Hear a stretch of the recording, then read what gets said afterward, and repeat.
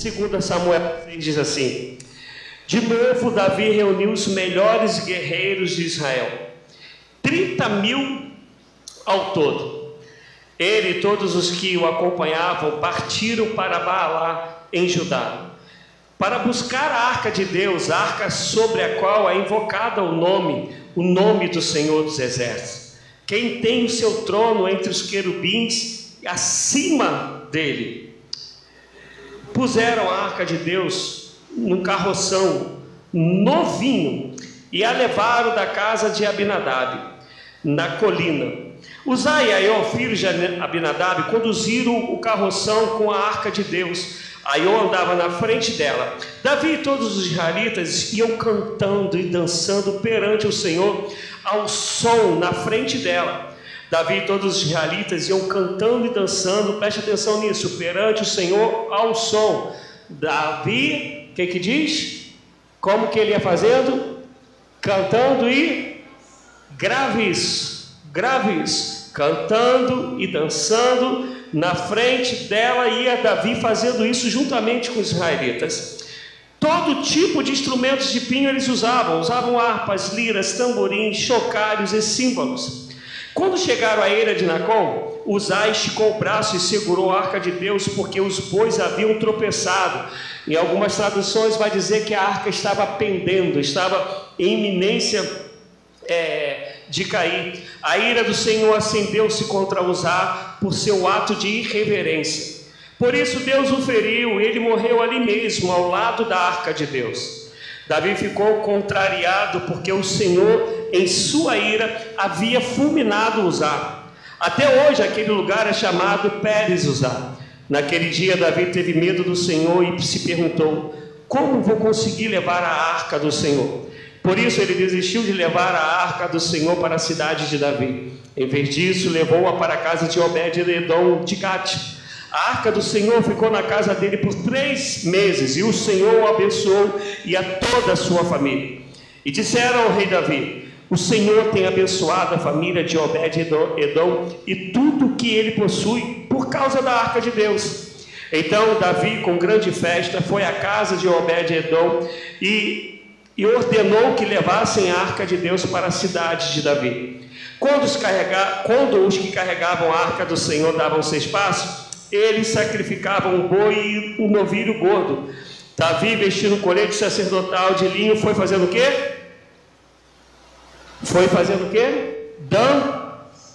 Gente, vocês estão aí não? Estão lendo não? Ele foi dançando com todas as suas forças perante o Senhor, enquanto ele e todos os israelitas levavam a arca do Senhor ao som de gritos de alegria, de trombetas. Aconteceu que entrando na arca do Senhor na cidade de Davi, Mical, filha de Saul, observava de uma janela, e ao ver o rei Davi dançando e celebrando perante o Senhor, ela o desprezou em seu coração. Eles trouxeram a arca do Senhor e a colocaram na tenda que Davi lhe havia preparado. E Davi ofereceu holocausto e sacrifício de comunhão perante o Senhor.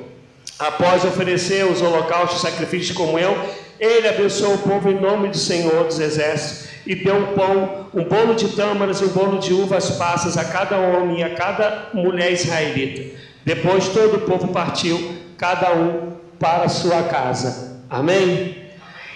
Deus, a glória, traz a tua revelação.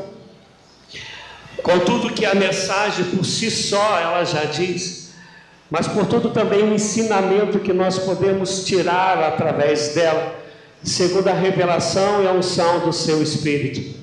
Eu peço, Deus, que o Senhor faça assim, por graça, misericórdia e por amor ao teu povo, em nome de Jesus. Amém. Amados, eu vou contextualizar um pouco essa história.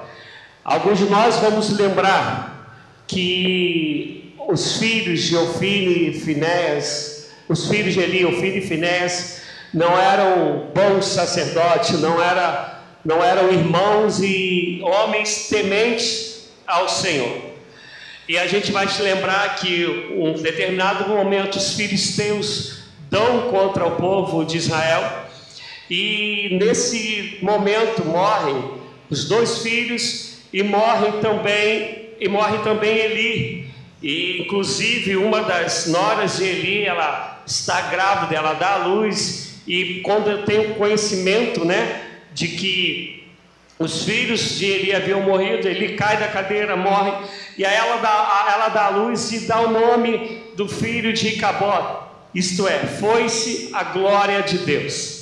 Essa arca então é levada para o campo, para a terra dos filisteus, e lá naquele lugar, na terra dos filisteus, muitas calamidades começam a acontecer, porque os filisteus estavam com a arca de Deus ali, no lugar que não era para estar, no meio do povo idólatra. Eu que já vi bastante desenho na minha vida, né?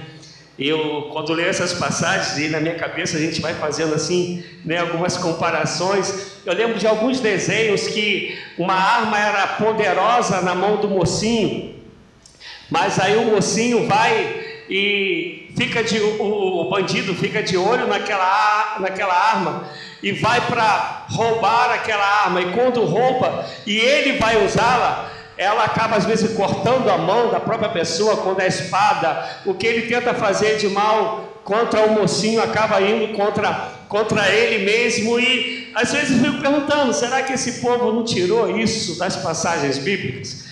Porque aqui todos nós sabemos que a arca ela representava a presença de Deus no meio do povo, a glória de Deus no meio do povo. Então os filisteus, quando a roubaram, eles tanto criam que a partir de então o povo de Deus ia perder toda a sua força, todo o seu poder, que Deus ia se ausentar, e quiçá que eles também pudessem tirar proveito, porque eles colocavam a arca no mesmo templo onde estava Dagon, que era um rei lá, né, um deus pagão. E de vez em sempre, quando o pessoal entrava, estava Dagon caído, e eles botavam a estátua lá de Dagon em pé, e Dagon ia e caía de novo, e as calamidades acontecendo no meio do povo filisteu. E eles falaram assim: a gente não quer mais essa arca aqui, porque isso está nos trazendo mal. Então a arca foi levada para Jeriat-Querim, mais ou menos assim que se pronuncia o nome, numa cidade e já de Judá. E nessa cidade ali, nesse lugar, ficou ainda por alguns anos. Então Davi, ele constrói o templo, e quando ele constrói o templo em Jerusalém, no coração de Jerusalém, ele fala: agora eu tenho que buscar a arca do Senhor para colocá-la em seu devido lugar. Então Davi vai lá buscar com esses homens, que é essa parte que a gente leu da história. E quando ele vai buscar a arca, ele vem, como a gente leu, cantando junto com os homens na frente, cantando, dançando, pulando, se alegrando, porque estavam levando a arca. Só que tem um problema. A palavra no hebraico, de onde nós lemos aqui, que ele ia cantando, porque se você reparar, a alegria, quer dizer, a parte gestual dele, né, a parte coreógrafa, a parte teatral, a parte visível dele, do pessoal, é a mesma adiante. Estavam falando que eles iam cantando e dançando. Só que na primeira vez, quando a gente vai ler no original hebraico, a palavra que está lá, ela quer dizer que faltava responsabilidade no que eles estavam fazendo. Eles estavam fazendo de qualquer maneira, era uma alegria, mas uma alegria irresponsável, uma alegria sem temor, uma alegria sem tremor diante de Deus, uma alegria talvez somente pelo fato de agora estar conseguindo realizar, eu disse talvez, o sonho de Davi, que agora está lá um templo, um espaço construído, e agora eu vou pegar uma arca. E lembro, né, que esse templo aqui não é o templo de Salomão, não é aquele templo que Davi fez, digamos, mal comparando, um puxadinho para essa arca levar. Então Davi está falando: eu estou resgatando a arca, e foi levando a arca. E quando chega o momento que a arca vai cair, porque os bois tropeçam, Uzá, que é filho de Abinadab, ele que tinha ficado com essa arca anos, a Bíblia fala que ela ficou anos na casa de Abinadab. Quando ele vê que vai cair, ele coloca a mão. E quando ele coloca a mão na arca, a Bíblia nos ensina, nos conta que Deus ficou irado com a irreverência dele. E ele foi consumido na hora. E aí isso entristeceu o coração de Davi. Eu vou parar por aqui para explicar um pouquinho. Depois eu vou entrar na segunda parte. Quando eu entrar na segunda parte, a gente vai ler 1 Crônicas 15. E agora me deu um branquinho. Ou 1 Crônicas 15 a gente vai ler. E aí, enquanto a gente não chega lá, a gente tinha que ir lá para Números, Levítico. E a gente vai ver que havia uma ordem de Deus, como essa arca ela tinha que ser levada. Era a arca, ela tinha que ser colocada nos ombros dos levitas. E dentro dos levitas tinha ainda um povo chamado coatitas. Era esse grupo, os coatitas, que tinham a obrigação, ou o privilégio, ou o chamado, ou o ministério de colocar a arca no ombro e ir levando a arca. E como que Davi fez? Colocou numa carroça. Na minha tradução fala carroção, em outras carruagem. Mas ele colocou em algo que era puxado por bois. Totalmente diferente do que Deus havia mandado. Isto é, muito provavelmente é o que a gente vai tirar da leitura do texto. Davi falou assim: eu sou rei, sou ungido. Eu estou trazendo agora a arca do Senhor. Que eu estou realizando um sonho de colocar a arca agora em Jerusalém, num lugar que eu preparei. Então ele não se atentou para aquilo que Deus havia dito. E por causa disso, Uzá vai e morre. Mas mais do que isso, Uzá ficou com essa arca em sua casa durante anos. Por ter ficado com ele durante anos, ele foi meio que acostumando com a arca. Ter a arca para ele ali já era algo comum, porque não foi um dia, não foi 2 dias, foram anos com a arca. Então ter a arca ali para ele era algo que fazia parte natural da vida dele. E talvez por isso ele achava que ele já tinha uma intimidade tão grande com a arca que ele podia chegar e meter o mãozão na arca.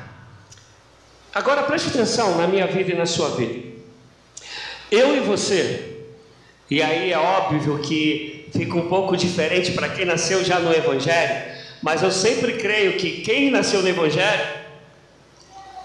e se de fato é cristão, teve um momento que teve um encontro real, de convencimento, de impacto, de que Jesus é o Senhor Salvador. Do contrário, nós só somos religiosos. É mais ou menos o que a gente conhece da história de Nicodemos, mestre da lei, mas Jesus fala para ele: é necessário nascer de novo, como a gente vai falar de John Wesley. Eu estou indo para pregar salvação para esse povo, mas quem vai pregar e vai me salvar? Até que veio o dia chamado, que a gente conhece, do coração aquecido. Quantos de nós no começo dessa experiência de conversão, de um encontro real com Deus, nós vivíamos cheios de devoção a Deus, nós vivíamos cheios de reverência a Deus, nós vivíamos cheios de temor e tremor diante de Deus. As coisas todas que fazíamos para a gente, eu lembro de um amigo que me acompanhou no começo, é claro que eu vou falar agora, é coisa de novo convertido, mas que me ajudou na minha caminhada. Ele contava que ele jogava vôlei, e quando ele se converteu, ele começou a ir para o ministério de oração e orar com imposição de mãos. Então ele disse que ele ia parar de jogar vôlei, ele tinha parado de jogar vôlei para não ter que sujar as mãos, porque as mãos dele eram para abençoar vidas. É óbvio, né, que é um extremo, mas eu estou dizendo que no começo, tudo que a gente fazia, havia uma preocupação se Deus vai se agradar ou não, se a gente está fazendo com amor ou não. Nas classes aqui da preparação para a pregação da palavra, na classe, eu falei para o pessoal, eu falei até hoje, toda vez que eu vou pregar, eu tenho uma preocupação, se o que eu vou falar é de fato o que Deus quer para a igreja naquele dia, naquela hora, se o que eu vou falar é realmente a palavra de Deus. Ontem eu vi uma pregação que eu falei, meu Deus, isso aí não está dentro do texto, e eu tinha convicção, porque é uma passagem que eu falo sobre ela há muito tempo, e já falei sobre ela aqui para vocês, mas para não ser algo de uma implicância minha, mesmo sabendo que eu sei, eu fui pesquisar de novo, depois eu fui lá para o quarto, aí eu falei, pô, Alessandro, aquilo lá é isso. Eu já sabia, mas essa minha preocupação de falar aquilo que é bíblico, de falar aquilo que Deus deseja. Depois que eu chego aqui e falo paz e bem, aí eu confesso para você, amado, não tem mais frisinho na barriga nenhum, mas até o paz e bem, boa noite, e muitas das vezes até a hora de ler, eu ainda estou ali, Senhor, e aí? Mas depois, pela graça e misericórdia de Deus, as coisas fluem. Mas eu tenho certeza que no começo da sua caminhada, o William que veio do mundão igual a mim, tudo era feito com muito temor. Só que chega um momento que a gente começa a se acostumar com aquilo que a gente chama de glória de Deus, de graça de Deus, de poder de Deus, da obra que é para Deus, do ministério que é para Deus. E aí Isaías vai dizer, ai daquele que faz a obra do Senhor relaxadamente, de qualquer maneira. Mas a gente vai achando que tudo isso é normal, é como se a soberania de Deus não mais nos impactasse como era no começo da caminhada. É como que saber que você é filho, filha, serve ao Deus Todo-Poderoso, que tem poder para fazer tudo, e ao mesmo tempo Ele quer usar a minha e a sua vida para transformar outras vidas, para libertar outras vidas. Quando a gente se reúne, Ele conta com cada um de nós para um abençoar a vida do outro, e a gente junto adorar ao Senhor. A gente vai perdendo isso. Quantos de nós chega aqui, está até aqui dentro, mas não está adorando a Deus, está pensando em outra coisa, está olhando para outra coisa, não está buscando que a palavra penetre no coração, não está oferecendo de fato com amor e com temor um sacrifício agradável a Deus, que é o nosso culto racional. Preste atenção, a Bíblia fala que o culto não é emocional, ele é racional. Eu tenho a consciência do que eu estou fazendo, do culto que eu estou oferecendo a Deus. Mas quantas das vezes a gente está aqui, só está o corpo, não tem mais temor, não tem mais desejo de ser impactado por Deus, não tem mais desejo de ouvir de Deus, Senhor, o que o Senhor quer para mim hoje, o que o Senhor quer para mim amanhã, o que o Senhor quer de mim aqui nesse local onde eu estou. E são preocupações que a gente tinha no começo da caminhada. Só que acontece, a gente vai se acostumando. Quando a gente se acostuma, o que a gente faz? A gente relaxa. A gente chega uma hora que acha que pode até tudo. Preste atenção. A arca tinha que ser levada nos ombros dos coatitas, de uma porção do povo de Levi. E aí eles levam na arca. Eles sabiam como tinha que ser. E eu fico olhando hoje, e isso vai até entrar um pouquinho do que eu e Jéssica conversamos esses dias. Eu fico olhando hoje, as pessoas, elas parece que elas precisam ajudar a Deus.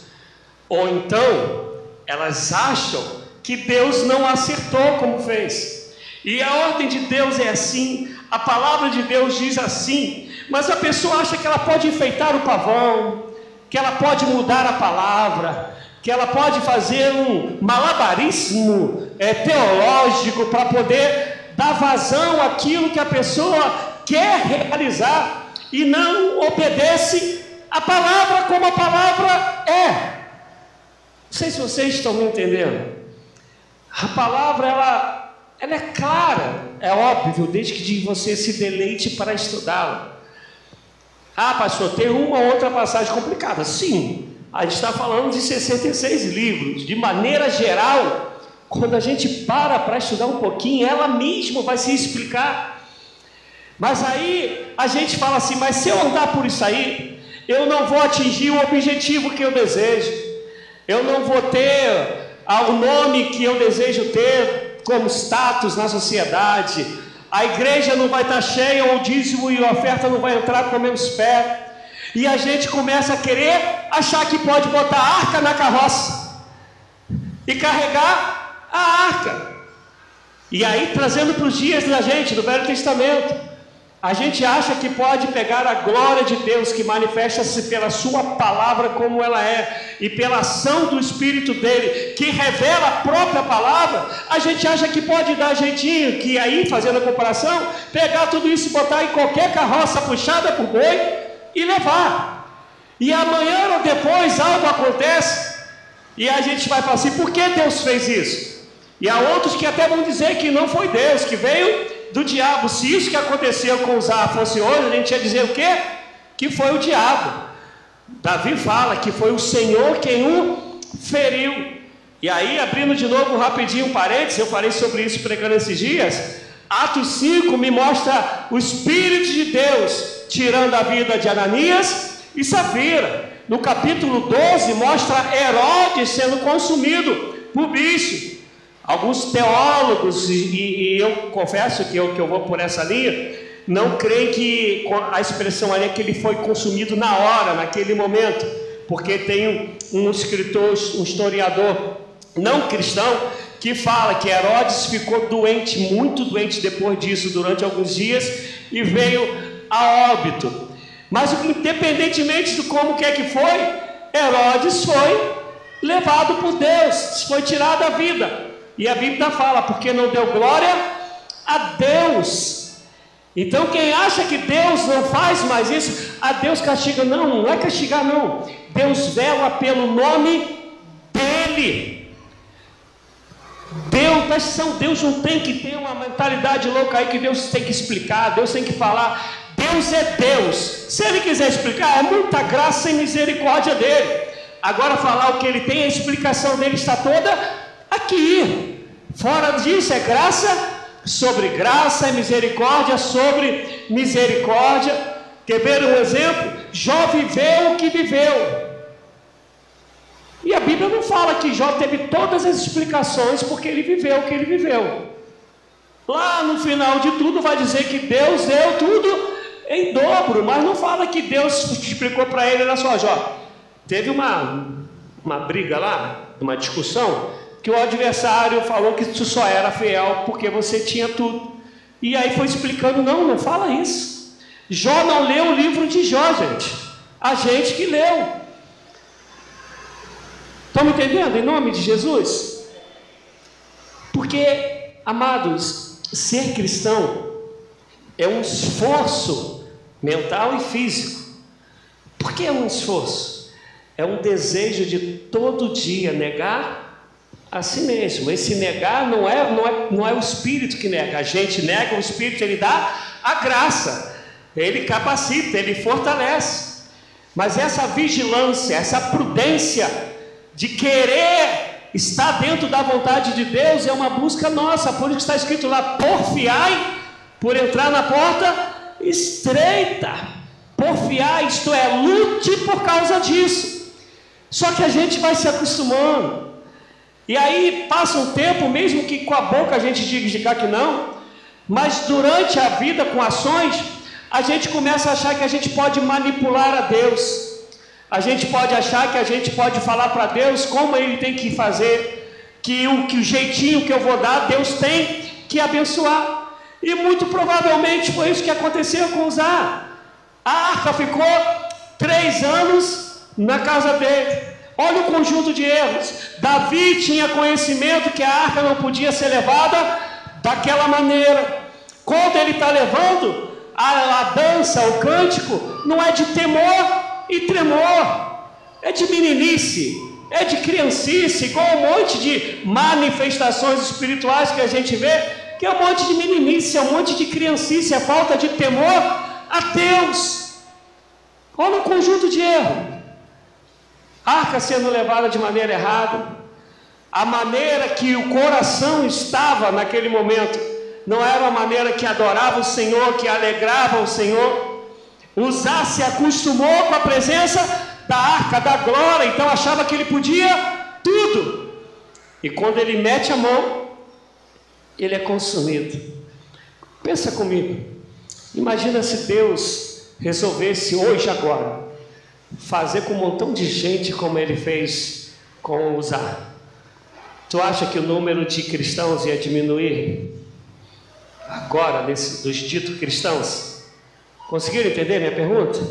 Desses que se comportam de maneira irresponsável, de uma alegria que é do próprio ego, desses que preferem aquilo que lhe apraz do que de fato fazer a vontade de Deus, porque o prazer não está na palavra do Senhor, desses que deturpam as coisas de Deus. Imagina se Deus fizesse agora, de novo, aqueles que estão pregando, que se acostumaram com a graça de Deus, com a manifestação da glória de Deus, lhe falta temor e tremor, e começaram por causa disso fazendo de maneira irresponsável, irreverente, sem cumprir os propósitos de Deus, sem ser fiel à palavra de Deus. Imagina se Deus quisesse consumir essas pessoas agora.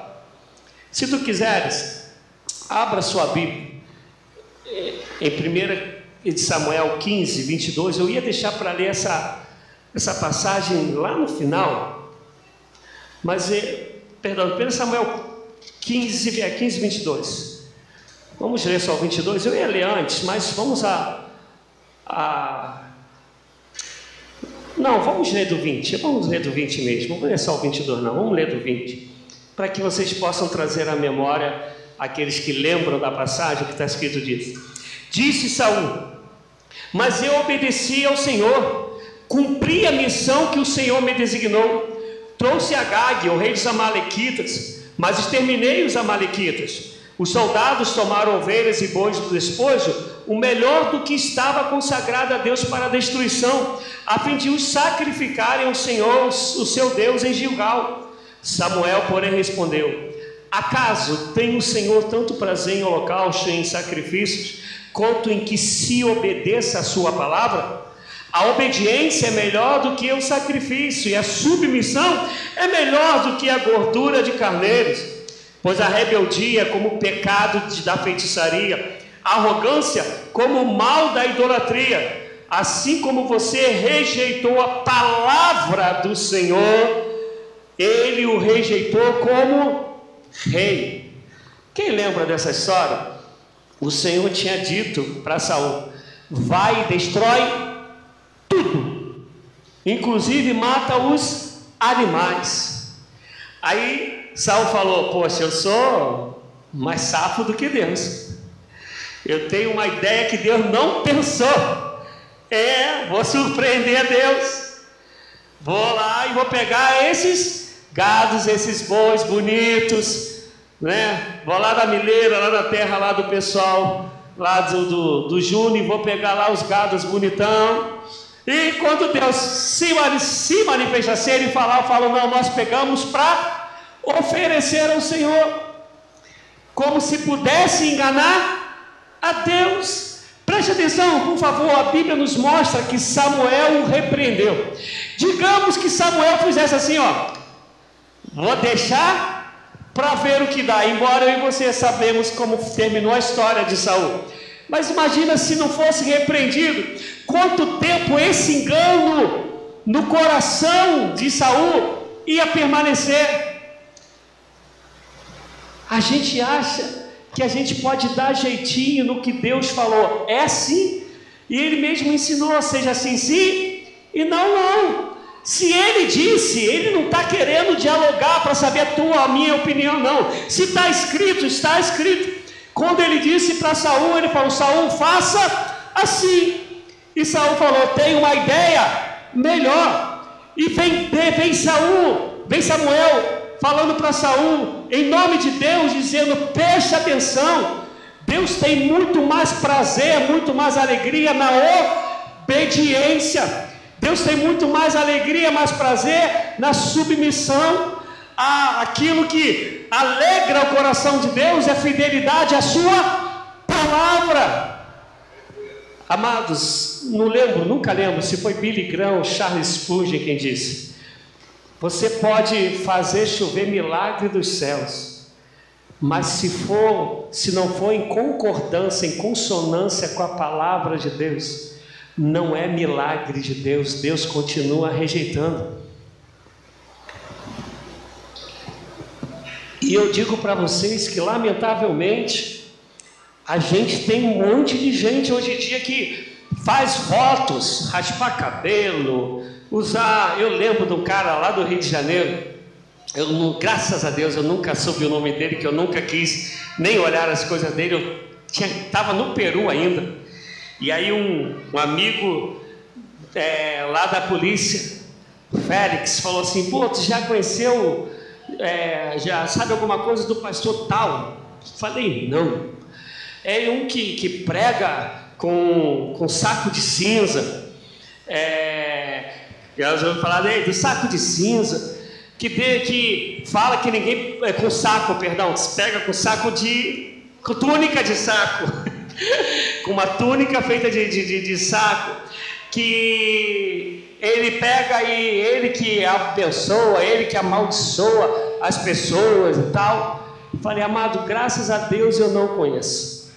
Aí passa um dia, não lembro mais se eu já tinha voltado pro Rio de vez ou não, mas aí chega já na era da internet, ele chegando de um carro blindado, importado, com um tênis que custava quase o rim da minha esposa, e aí quando ele vai pregar, ele pegava lá o saco, né, a túnica de saco, e colocava para falar para mostrar uma certa humildade.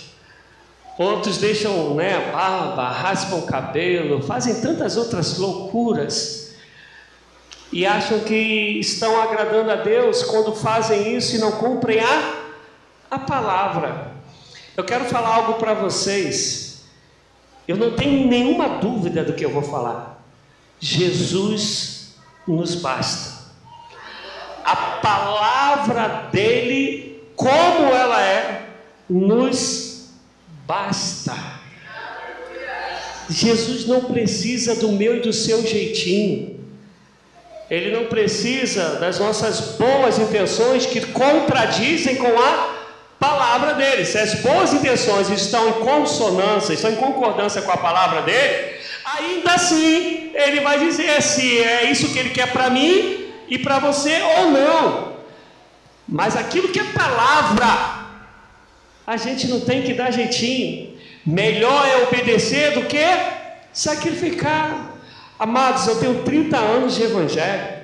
Como eu já vi pessoas que jejuam um montão de dias, mas que no dia a dia da vida são pessoas hipócritas, fofoqueiras, falsas, ambiciosas, que gostam de desfazer de outras pessoas. Eu não conheço uma ou duas, não. Eu conheço um monte. Lamentavelmente, isso aqui não é verborréia, não. Isso aqui não é papo furado, conversa jogada fora, não. Estou falando de verdade. Eu conheço um monte, lamentavelmente, que tem toda uma aparência, tem alguns atos desse, como o jejum, mas meu pai convive com ela. Eu te dou um prêmio para você ficar 10 dias, se essa pessoa de fato for verdadeira e você conseguir ficar. Eu falo para a Alessandra que eu nunca namoraria na minha vida uma atriz, nunca. As pessoas têm a facilidade de chorar tremendo, né? De te convencer que só Jesus na causa. Como eu vou saber se essa pessoa está falando a verdade ou não? Mas tem um monte de crente aí que Globo, Record, esse pessoal está perdendo, amado. Que tem uma habilidade de botar uma cara, uma capa, que tem atos, gestos, vai para monte. Esses dias eu conversava com um amigão, que eu já falei aqui com vocês sobre ele, e a nossa conversa daquela que eu já comentei aqui, começa de manhã e às vezes para meia-noite, a gente conversando.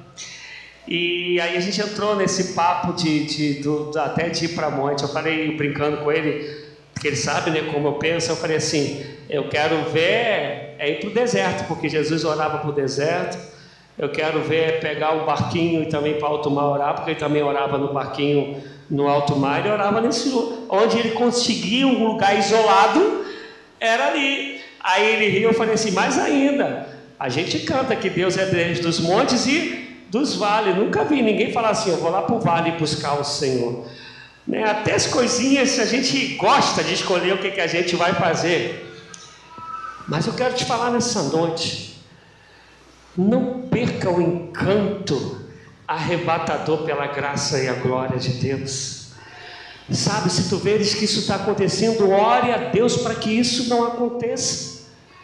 Eu ainda fico feliz quando eu vejo pessoas que têm um tempo na igreja e chegam e vai ajoelhar, vai orar. É óbvio que só isso não revela, como eu estou dizendo aqui, pode ser somente um costume, uma capa. Mas pelo menos para mim, como pastor, já me dá uma esperança de falar, tem gente que ainda tem esse cuidado de falar, Senhor, eu vim aqui para te adorar, eu vim aqui para te buscar, eu vim aqui para te glorificar, eu vim aqui para aprender de ti, me perdoa os pecados. A liturgia, inclusive, da metodista, ela começa com isso, né? Com momentos de confissão de pecados. É óbvio que o Deus que está presente aqui, Ele está na tua casa, no teu trabalho, mas é um momento que a gente fala, Senhor, eu estou aqui, e eu sei que quando há comunhão dos santos, o Senhor se manifesta de maneira diferente, e eu quero te pedir perdão e te agradecer por estar aqui junto com os meus irmãos. A gente foi perdendo isso, e no começo a gente tinha, e aí a gente acha que em qualquer momento a gente pode meter a mão na arca, fazer um papel que não é teu, mas é que você se acostumou tanto e acha que agora pode. E aí vem o Senhor e fala, por favor, é melhor obedecer. Se Ele falou direita, é direita. Se Ele falou esquerda, é esquerda. Se Ele falou fica parado, tu ficas parado.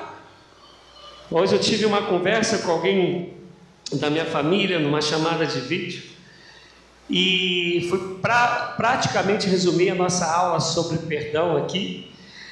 E interessante que tinha uma outra pessoa ouvindo e eu achava que não estava ouvindo.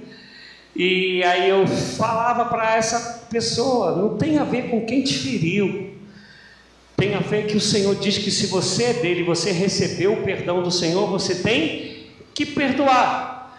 E se você não perdoar, está escrito lá em Mateus, teus pecados também não serão perdoados. Se eu recebi o mais de Deus, porque eu não posso dar o menos?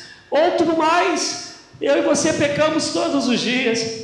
Todos os dias necessitamos que o Espírito Santo nos leve a um lugar de arrependimento, para a gente de novo pedir perdão e ser perdoado de novo, e daqui a pouco vai assim até Ele voltar lamentavelmente, porque nós somos horríveis, e Ele continua nos perdoando quando o arrependimento é verdadeiro. Como que eu não vou perdoar o outro se eu recebo perdão todos os dias, o tempo todo? Porque é assim que a palavra diz, perdão não é um sentimento, não. A gente já estudou isso aqui 1 mês e pouco. Perdão é uma decisão, amar é uma decisão, por isso que está escrito, amem.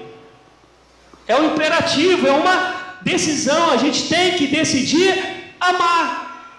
Por isso que está escrito para amar até os inimigos, até quem nos odeiam. Isso funciona de maneira natural e emocional? Não. Isso funciona pela manifestação da graça, pela ação do Espírito Santo. Mas quem é que busca isso? Sou eu, é você, para que o Espírito possa ter liberdade para trabalhar. Assim que a palavra diz, e isso não tem discussão. Melhor é obedecer do que sacrificar. Melhor, está escrito, é a submissão do que gordura, do que esses sacrifícios loucos que nós fazemos. E aí ele vai dizer que a rebeldia como pecado da feitiçaria. O que é rebeldia? Todo pecado é rebeldia. Toda desobediência a Deus é rebeldia. E ele vai falar que rebeldia é como feitiçaria. A arrogância é como o mal da idolatria. O que é arrogância? Qual foi a arrogância de Saul? Achar que ele podia saber mais do que Deus, achar que ele podia dar uma voltinha em Deus, que ele podia usar a lábia dele para ludibriar ou para distorcer o que Deus já disse como tem que ser. E aí quando ele vai fechar tudo, ele fala, assim como você rejeitou a palavra do Senhor, o Senhor também lhe rejeitou. Não rejeite a palavra. Não se permitam ser enganados de texto fora de contexto, de jeitinho brasileiro, em nome de Jesus, amém, amados? Agora, vamos comigo, para eu terminar, para a gente ver essa segunda parte de Davi. Deixa eu só ver onde está. Será que era em 2 Reis e não 1 Reis 15? Gente, acho que a minha mente está me deixando velho. Às vezes eu não lembro mais as passagens. Deixa eu ver se é 2 Reis 15, porque 1 Reis não é. E ó, pode ser, ó, tá ficando safa, ó. Eu falei 1 Crônicas 15? Então, é coisa da... Estou falando que eu estou ficando velho, e é isso mesmo, 1 Crônicas 15. Agora eu achei que era Reis. É coisa da idade. Olha só o que diz. Depois que Davi tinha construído casas para si na cidade de Davi, ele preparou um lugar. Lembra que eu falei que era um puxadinho, que ainda não era o tempo, para a arca de Deus, e armou uma tenda para ela. Então Davi disse: somente os levitas poderão carregar a arca de Deus. Quem agora que pode carregar? Os coatitas. Lembra que agora não é mais carroça, não é mais agora o jeitinho brasileiro, agora é obediência à palavra.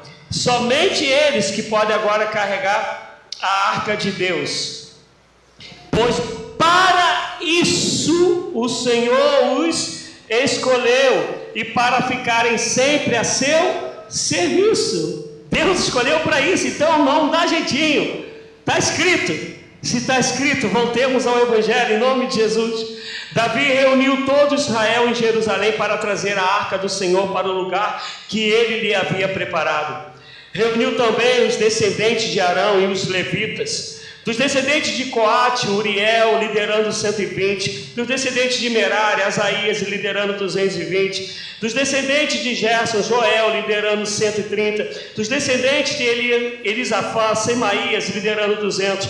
Dos descendentes de Hebron, Eliel liderando 80. Dos descendentes de Uziel, Abinadab liderando 112. Em seguida, Davi convocou os sacerdotes Zadok e Abiatar, os levitas Uriel, Asaías, Joel, Semaías, Eliel e Abinadab, e lhes disse: vocês são os chefes da família levitas. Vocês e seus companheiros levitas deverão consagrar-se e trazer a arca do Senhor, o Deus de Israel, para o local que preparei para ela.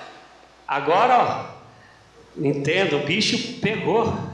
Eu fui dar jeitinho, Uzá morreu. Então vamos fazer o que está escrito. Vamos fazer o que marca, que seria uma gíria militar. Se consagre. Não acha que vocês já estão acostumados com a arca e pode fazer, porque está aqui Abinadab. A arca ficou na casa de quem? Abinadab. Não acha que vocês podem fazer de qualquer maneira. E antes desse momento, Davi, quando estava levando e Uzá morreu, ele volta com a arca e deixa a arca na casa de Obed-Edom. Por 3 meses, a gente leu, a arca fica lá e Deus vai abençoando a casa de Obed-Edom. Isso chega ao ouvido de Davi, ele fala: a gente tem que trazer essa arca para Jerusalém, para o centro aqui, no lugar de adoração.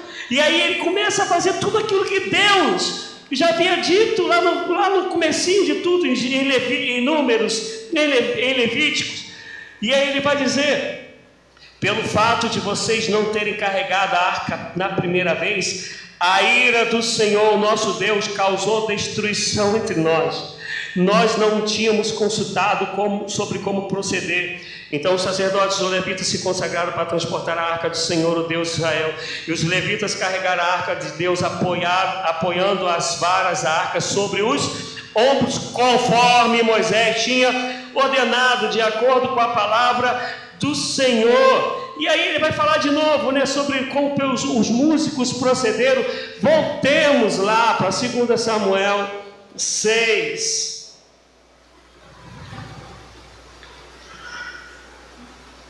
Diz versículo 17: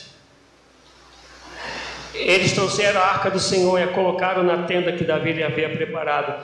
A Davi ofereceu o holocausto, não é o 17.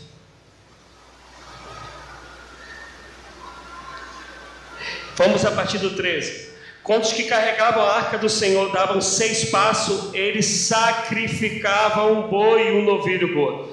Davi, vestindo colete sacerdotal de linho, foi dançando com todas as suas forças perante o Senhor, enquanto ele e todos os israelitas levavam a arca do Senhor ao som de gritos de alegria e de trombetas. Algumas traduções vai estar escrito de chofar.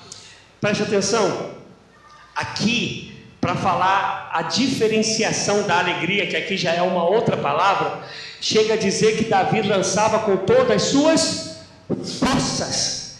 Esse desejo intenso de ser aprovado por Deus, de ser agradável aos olhos de Deus. Ele não fez de qualquer maneira, me perdoa a expressão chula, mas ele não fez de meia boca, ele fez com todas as suas forças.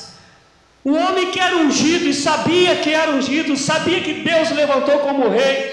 As canções para eles eram diferentes, mas ele sabe que não pode se acostumar, não pode servir a Deus de qualquer maneira, não pode achar que você pode brincar com Deus. E aí agora ele entende isso de novo. Então, por favor, entenda, a Bíblia fala na igreja de Éfeso: lembra da onde caíste, se arrepende e volte ao seu primeiro amor. Ele reconheceu onde ele caiu, ele sabe onde ele errou, e por causa disso ele agora vai consertar para não errar de novo. E esse rei ungido está dizendo que ele fez tudo com todas as suas forças. Ele dançou, ele cantou, ele pulou.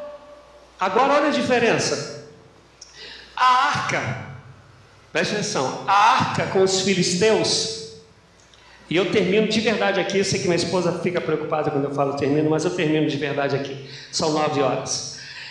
A arca, junto com os filisteus, ela derrubou o Deus deles para mostrar que só existe um Deus. Ela levou calamidades ao povo filisteus, mas ela não matou os filisteus. Quando chega a Uzá, ela matou Uzá, que era do povo de Deus, que era levita, ou melhor, era sacerdote, era filho de Abinadab, era sacerdote. Por que não matou os filisteus, que eram pagãos, que roubaram a arca, e foi matar logo alguém do povo de Deus? E aí eu vou falar aquilo que eu creio. Quando os filisteus levam a arca, os filisteus não sabiam, mas eles estavam cumprindo um propósito de Deus, porque o povo de Deus estava em pecado, tinham se voltado contra os mandamentos de Deus, e Deus falou que levantaria um povo, e aí vocês leiam lá depois, para poder ir contra eles e daria vitória aos filisteus. A gente vai ver que o Eli já não corrigia os seus filhos, que os seus filhos eram terríveis, e tanto que eles acabam morrendo. Então, na verdade, Deus estava querendo era ensinar o seu povo, e o povo pagão não tem conhecimento das leis, dos mandamentos, das vontades de Deus. Quando veio para o povo de Deus, Uzá sabia quem era Deus. Uzá sabia o que ele podia e o que ele não podia. Uzá sabia como o coração dele tinha que se comportar diante de Deus. Ele tinha todo o conhecimento. A quem muito é dado, muito será cobrado. A Bíblia fala que antes nós vivíamos no tempo da ignorância, agora não é mais assim. E por isso vai um monte de advertência de Paulo, e dizendo: olha, agora vocês conhecem quem é Deus, vocês conhecem a verdade, vocês já não são mais agora escusados, vocês não têm mais desculpas a dar. Então Deus vai tratar diferente. Eu vou dar um exemplo sobre isso. Eu era policial militar, como vocês sabem, no Rio de Janeiro. E quando o policial militar ele infringe a lei, ele não é tratado como um cidadão comum. Porque o cidadão comum, ele não tem a obrigação, entre aspas, social sim, né? Mas ele não tem a obrigação de saber toda a lei. O policial, ele foi contratado, ele passou no concurso, ele foi treinado, ensinado para obedecer, para cumprir a lei e fazê-la ser cumprida. Então, quando ele erra 2 vezes, porque ele conhece e foi chamado para ser aquele que faz a lei prevalecer.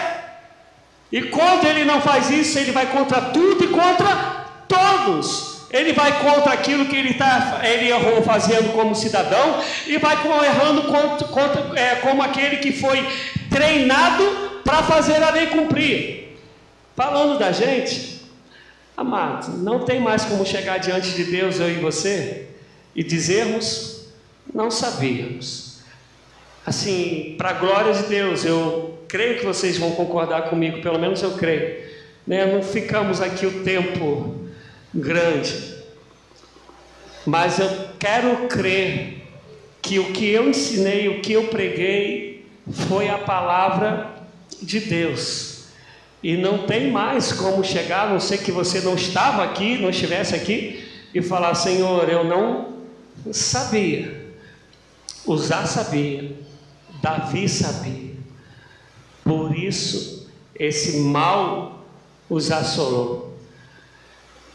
E Deus, ele não é injusto. Ele usou os filisteus para fazer justiça, para levar o seu povo ao arrependimento. E o desejo de Deus não é matar ninguém, tanto é que ele não matou os filisteus. Mas ainda que eu e você não saibamos qual é o limite, eu quero dizer que há um limite. Vai brincando e acha que nunca vai acontecer. Mas há um limite, um dia a conta chega. Um dia o boleto chega para a gente pagar. Então meu desejo é que a gente obedeça ao Senhor, que a gente seja submisso ao Senhor, que a gente seja fiel ao Senhor, que a gente não deturpe a palavra de Deus, porque se rejeitarmos a palavra do Senhor, Ele nos rejeitará. Amém, amados?